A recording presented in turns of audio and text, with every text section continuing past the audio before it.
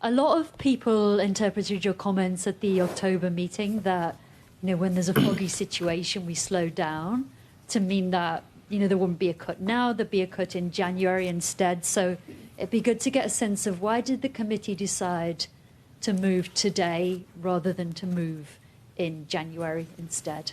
Thank you. Right. So in October, I said that there was no certainty of moving, and that was indeed correct.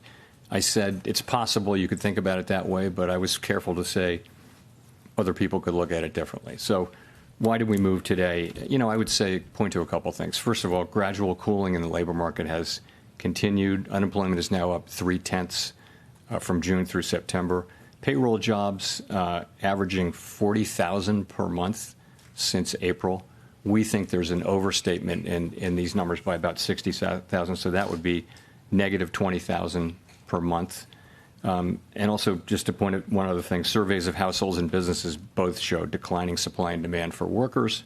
So I think you can say that the labor market has continued to cool gradually, maybe just a touch more gradually than we thought. In terms of inflation,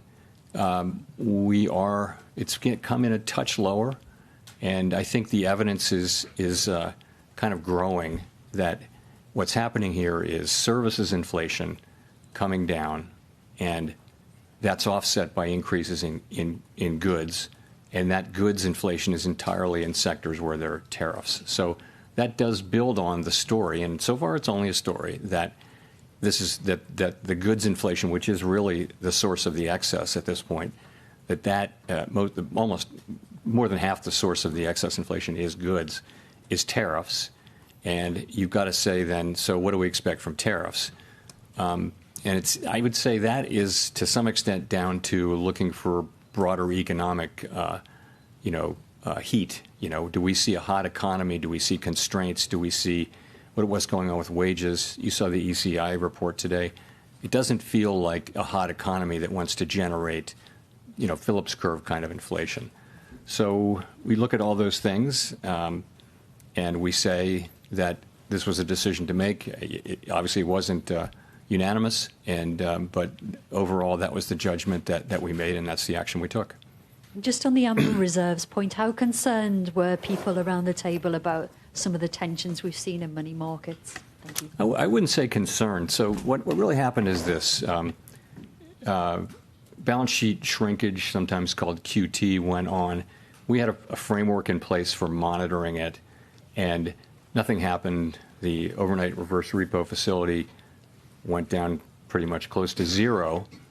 And then beginning in September, the federal funds rate started to tick up within the range, right? And it ticked up almost all the way to interest-on reserve balances. There's nothing wrong with that. What that's telling you is that we're actually in an ample reserves regime. So, we knew this was going to come. When it finally did come, it came a little quicker than expected, but we were absolutely there to take the actions that we said we would take. So, and those actions are today. So, we announced that we're resuming reserve management purchases. That is completely separate from monetary policy. It's just we need to keep an ample supply of reserves out there. Why so big? The answer to that is, if you look ahead, you'll see that April 15th is coming up, and our framework is such that we want to have ample reserves even at times when reserves are at a low level temporarily. So that's what happens on tax day. People pay a lot of money to the government, reserves drop sharply and temporarily. So this seasonal buildup that we'll see in the next few months was going to happen anyway. It was going to happen because April 15th is April 15th. There's also a secular ongoing growth of the balance sheet. We have to keep reserves, call it constant, as it relates to the banking system or to the whole economy. And that alone calls for us to increase about $20–25 billion per month. So that's a small part. That's going on. It's also happening in the context of a temporary few-month front loading to get reserves high enough to get through the tax period in mid-April. So that's what's happening there.